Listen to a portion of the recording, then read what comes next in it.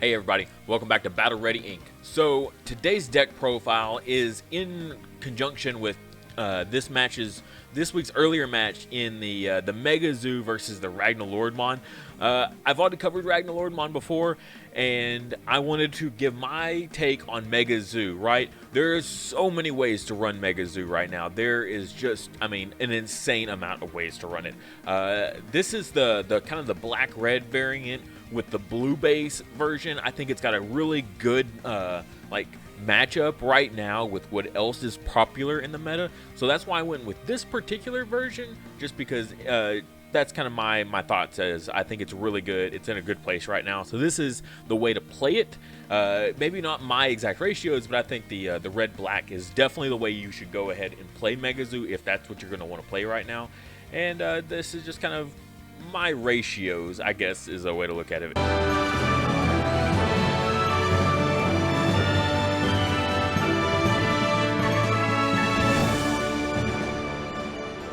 Also, I want to shout out our Patreons this month. I already covered them in Dragon Village videos, but Tristan and Jake, I wanted to shout you guys out over here as well, because I know y'all are our big supporter tier for Digimon, and I want to thank you guys. You guys are awesome. You definitely make me want to get up and make videos every single day. So, and if you guys also want to be on the same level as those two, definitely check it out. Our rewards this month is going to be the Sunomon Evolution marker, looking great. Probably the best marker we've had to date. So make sure you check those out if you're interested. They're still a work in progress, but we are planning to hopefully get the final product done by the end of next week. So definitely stay tuned if you're interested in Sunomon, because they're looking amazing. So jumping right in here to the deck profile, like I said, we are using the blue base. The reason we're using the blue base is because, yes, we are using Kaiser Nail. Kaiser Nail just being able to get back our level 6s back onto the field, retrigger on play effects, that sort of thing. Just getting a second mega back on the field for only 4 memory is just insane, especially considering they're all at least a minimum of 10 play cost, so you're getting so much value out of Kaiser Nail. But not just because of Kaiser Nail, but also the Vmon here. The new jamming Vmon is just incredible. I think he's probably one of the best rookies in the game, and honestly his price tag is completely justified, because he's used in so many decks right now. Blue Imperial Dramon he's used in, Rookie Rush he's used in, Mega Zoo he's used in. I'm probably forgetting some other stuff in there, but yeah, he's everywhere for sure. He's just jamming on a rookie is just insane. So 0 cost evolution or play cost of 3 isn't a big deal to kill any Digimon in security, right? It doesn't matter what it is, and he gets to kill it and stay on the board. So either they have to waste an attack killing him, right, which is almost like a defense in a roundabout way of thinking, because you get to kill something in security, he stays on field, and now they have to clear it, or they leave it and you get to attack again with it the following turn. He just gets so much value out of such a small amount of memory to get him out there and get him going. So loving the jamming Vmon. Also, he works in tandem with the Demi Vmon very well. Most of the rookies you're attacking with is going to be, it literally is only going to be one of these two, and 50% of your rookies will trigger the Demi Vmon here to get that draw. Mega Zoo does not have draw power, at all, okay? So you hardly do any evolving. You do a little bit, but not a lot. 6s into 7s is, very in limited spot. You might get 1 per turn off. So having draw power is very important, so that's why I like the Demi Vmon. But also, I did go with the Gabumon here. Now, Gabumon, some people like it, some people don't, okay? Some people will flame me in the comments. Some people in the comments will be like, oh yeah, Gabumon actually really helped me out a lot. Just that on play, 3 cost, draw 1. Like I said, the deck is in short supply of draw power, and just having another alternative to get drawing going is great. Also, if you don't have a Vmon, you can Digivolve him over the Demi Vmon here, and get you a draw off of that as well. So just it keeps the draw power going there, as well as, you can always crash him into security. That's a free security check, and you basically lose nothing for it. So yeah, I think is a great card. I will go ahead and say an alternative. You could run, say, the level 6 vanilla Phoenixmon. Same as the High Andromon here, you know, just copy and paste except for it's red. You could drop the Goblimon for that instead if you want a separate starter. Going on next, then we got the High Andromon here. Like I said, we got the vanilla rookies. Our next section is going to be basically these are your first turn plays. You drop these 10 costs because you can play them going first. Give your opponent a whole bunch of memory, and that just allows them to overextend, right? First turn, you only have 5 cards in hand. They'll draw into a 6 going second, and then they're just going to overextend. They can't attack with anything, so allowing them to overextend and get these big board presences is actually not that big a deal. So great cards for that. So you'll have the High Andromon, as well as we've got the Durandamon and the Brioludramon here for our Ragnalordmon plays. So you play either of these or the High Andromon. That's 12 different starters in addition to your rookies here. And so you may think 12 is enough. You may think it's not enough. If you don't think 12 is enough, you can drop the Goblimons here for another set of the Phoenixmons. So to go with the High Andromon, that'll give you, you know, 15 or 16, depending on how many you want to put in there, to give you up to a healthy amount of starters at that point. So we've got these guys here. Basically, they're just setting up for the next turn, so that way you can go into the Ragna play. So go into the Ragna and then drop one of the second ones underneath to make the Ragna free. Now you have a level 7 14k body on field that has blocker and piercing. If you've seen the Ragnalordmon deck profiles or the matches on the channel with Ragnalordmon, I personally feel Red Ragnalordmon might be the best deck of the current format, okay? He does, early on in 1.5, he didn't have the best matchups, but I think now, with what's popular, Mega Zoo, McDonald's, let's see, what else is popular? Shine Greymon. I think he has a great matchup against all of those decks. The only thing, like the risky thing you might run into is attacking into security, and let's say they have a couple of the TK, 2K buffs for security Digimon, and you hit into like a Shine Greymon. That's like the only way I really see Red Ragnalordmon ever having much issue attacking into security, especially if you combine it with the a Delicate Plan, I believe it's what it's called, so you don't trigger option cards. Yeah, so in a pure Red Ragnalordmon deck, I think he's like definitely up there as one of the best decks. But being able to get all that usefulness inside another deck where you can is great. So playing a black-red mega deck just makes Ragnalordmon so easy. So, and you can even evolve him on top of other things, right? So we've got the Volcanic sitting here, the High Andromon. He can evolve on either of those instead, and as long as you just place one of these other guys underneath, boom, you get his basically free Digivolve, and now you get a piercing with a security attack +1. He's got the reboot on, so yeah, just great stuff. Piercing, blocker. Having blockers also is kind of important right now just because there's so much in the meta that you really need to be able to block. Like, there's lots of Rookie Rush. Rookie Rush is going to stick around until we get set 5. Just count on Rookie Rush always being like a thorn in your side until set 5, and then it'll probably die off. But yeah, so Red Ragnalordmon, just great. Piercing, blocker, nice big body, security attack +1. Yeah, he's definitely going to be one of your higher damage dealers for sure.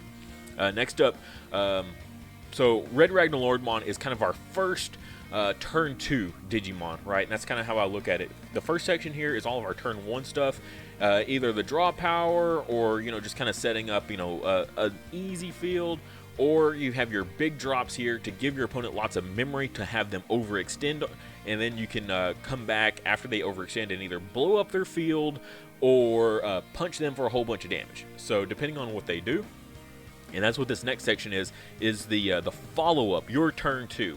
So the Red Ragnalordmon for some punching power, the Volcanic Dramon, if it's a Rookie Rush deck and they just flood their field with rookies, you can just Volcanic them, boom. So clear their whole field that they overextended into.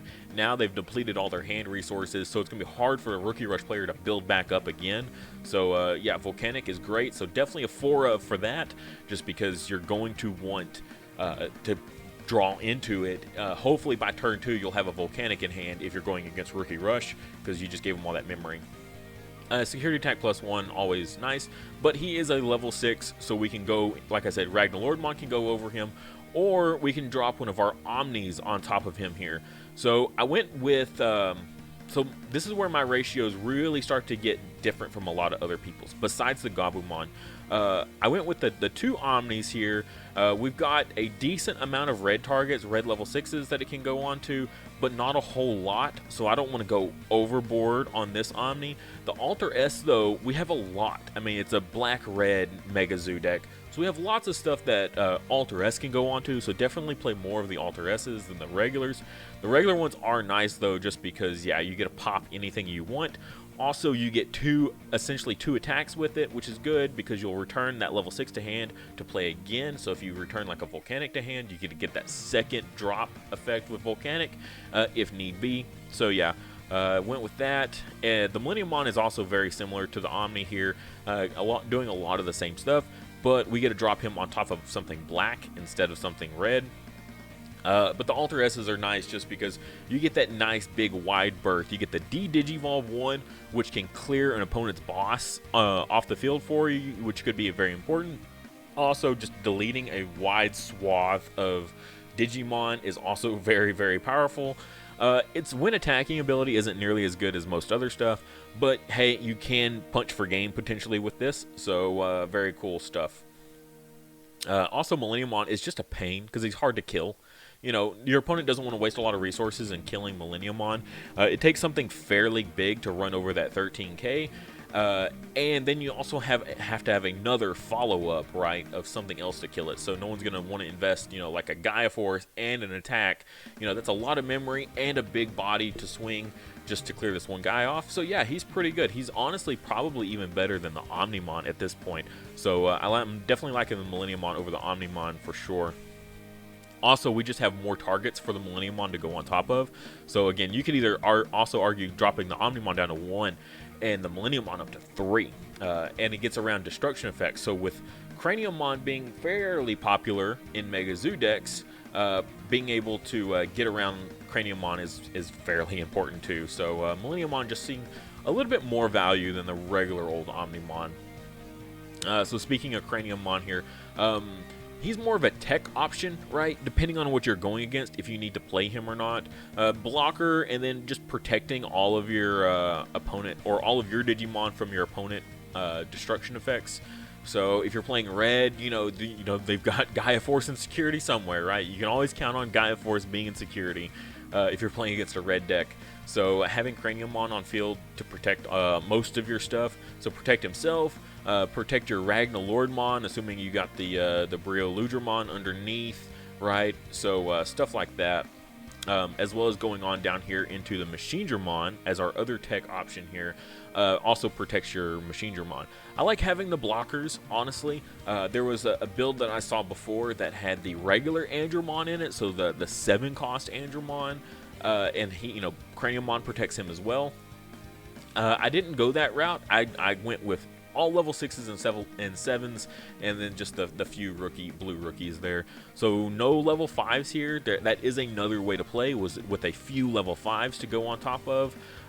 But for the most part, there's not a whole lot of your level 6s that you necessarily need to Digivolve with. Like I said, a lot of your Megas here are intended to give your opponent a lot of memory, so that way they overextend, right? And then the only other stuff is going to be like Volcanic. Volcanic, you're not going to want to Digivolve anyways, just because it's an on-play thing. So literally the only thing I'd want to Digivolve is Craniummon. That is literally the only card that I could think of in this deck that I would want to Digivolve on top of an Andromon. So I decided not to go that route. I think just going straight Mega Zoo would be better.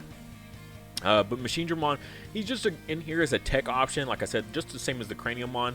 I like to have my tech options at a 2 of. If I play a card at a 1 of, I feel like I'm never going to draw it. It's not consistent enough in a 50-card deck, especially with as little draw power as Mega Zoo has, that if you play a single copy of a card, the chances of drawing into it are just so astronomical. So I'd rather play a card at 2 of. That is my wholehearted thought, and just consistency and in deck averages and probability is you should at least run cards at 2-ofs and never as 1-ofs unless your deck is like purple with all of its draw 1, draw 2s, discards. You know, you can really draw through a deck really fast in purple, so you can argue playing a 1-ofs in purple, but really not in a whole lot of anything else. So especially in this deck with it's like almost no draw power. So Machine Dramon at a 2-of here. Again, another blocker. Blockers helping just deal with the rookie rush problem, right? So that's always nice, as well as Machine Dramon's a nice get rid of your opponent's big beefy whatever. Against Ragnar Lordmon decks, you know, take down the Ragnar Lordmon, Alter S decks, whatever, Mega Zoo decks even, take out that big stuff. And he's just a nice big body on field now to whatever's left, you know, a level 5, level 4 that he digivolved, he can probably block. So I think he's just really cool. Against Rookie Rush, though, he's kind of dead. I mean, that's a big play cost for essentially just an 11k blocker because they're not doing a whole lot of digivolving. But as a 2-of, you can draw into him, and he's only like a single. You're only going to probably draw into him once, so you probably got enough other stuff to handle a Rookie Rush matchup at least. Next up, we're going to go into our the rest of our tech options here. Went with the 4 Kaiser Nail over the 3 Gaia Force. In all my time playing red, 4 Gaia Force just always feels cloggy to me. I don't know. It's like I play it at a 4-of, I draw into it way too much. I draw into it a 3-of, I think I draw into it just perfectly enough. That 3-of feels really good. Also, we don't have the red rookies to make it live all the time. We do have a lot of red in the deck though, so playing it at a 3-of feels solid. But the Kaiser Nail, this is a truly nasty tech in this deck. So main, choose a Digimon Digivolution card placed under one of your Digimon and play it as another Digimon without paying its memory cost. It says nothing about don't trigger on play effects, so even better, right? So you got a Machine Dramon underneath an Alter S or a Millenniumon or a Ragna, right? You get to play it out for free, and you get that on play effect again. Say you had to Digivolve on top of your Cranialmon for whatever reason. You get that big 12k blocker back on field with its protection abilities. And also point out that the security effect is live, right? So you can trigger this security effect whenever. So say they crash into your security with something, you get to play this and bring out another blocker somewhere. Volcanic Dramon, getting to play Volcanic Dramon for 4 to clear their field. Oh my god, that is so nasty. So your starters a little less so. I mean, yeah, sure, you get another Mega back on field. So is that really a big deal? Probably not. Just getting that free value back again. Definitely incredible stuff. Just Kaiser Nail is so impactful. Just getting a Mega on field for 4 cost. Insane. Just so much value out of this, for sure. In this particular build, there's other builds where I think he's less impactful, such as like in the security Mega Zoo deck that we had on the channel earlier this week, with all those security Digimon that, you know, they get to play themselves for free. You're not really Digivolving on top of those guys because you're playing all these level 4s for free. You're not playing a whole lot of level 5s, and then so you have all these level 6s, so you're not Digivolving on top of those. So I think the Kaiser Nail is less useful in that particular deck, but still very powerful in most decks that you can work it into well. So yeah, loving this in this variant for sure, because we're all level 6s and level 7s here. The last one here is a 4-of the Magna Dramon. If you don't want to play it as 4-of, you can drop it down to 3-of and bump something else up in here, like, you know, the Millennium Mons or something like that. Or again, you can make some cuts in here to work in some Phoenix Mons. I think is very viable. You know, cut a Gabumon down to 3, cut a Magna Dramon down to 3, cut a Cranialmon or Machine Dramon maybe down to 1, an Alter S down to 2. There's so many different like ways you can go about it, and you can get, you know, more stuff in here. The Phoenix Mon is literally the only thing I feel like I'm missing in this deck, but I don't think it's that important because, like I said, the Gabumon is there to kind of overwrite that. But the Magna Dramon here, getting the recovery +2 is just so crazy because pretty much everything you put in security is a bomb. So anything they crash into is probably going to die unless it has jamming, or you're going to put some options in there that are going to trigger some really nice things. Magnadramon is just so great. Keeps you alive for, you know, a couple more turns, at least another turn, and now you have a Mega on field that you can crash with, run over stuff with. Just great, just a great all-around extra tech option for sure in this deck. It fits in most decks, so it's kind of like the old Puppetmon, where everyone put Puppetmon in like everything. Now people are just kind of putting Magnadramon in everything. Just very similar in what it does in keeping you alive for another turn. But it's just nice because everything you put in security is just absolutely insane. But that's going to be the total deck. Let me know what you think. If you think my ratios are a little off, and you think, oh man, you forgot this one card and it is fire, put it in the comments. You know, if it's a great tech option that I missed, I'll definitely pin it so other people can see it. And just try to help out the community where we can.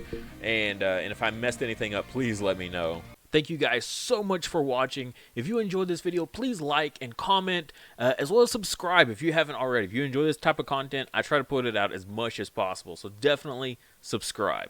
Also, if you really enjoyed the content, check out my Patreon. I have a link in the description below for it.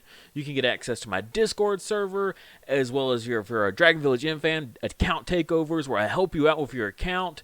If you're a Digimon fan, I've got monthly giveaway, well, not even giveaways, I've got monthly merch that's specific to Patreon, stuff like memory counters, custom made. This is the baby form of Vmon here. There's going to be more in the works also, so lots of memory counters, all kinds of awesome Digimon merch. So definitely check out that tier, and if you're just all out crazy, there's other tiers if you're that dedicated. As well as check out my Teespring. I've got awesome merch there, official Battle Ready Ink merch. Awesome phone cases for you Digimon fans out there. They've got them for iPhones as well as Samsungs. So they are super sweet. If you've seen the last Digimon movie, that's where these are from. I had a friend of mine custom make these so that way they fit perfectly on these phone cases.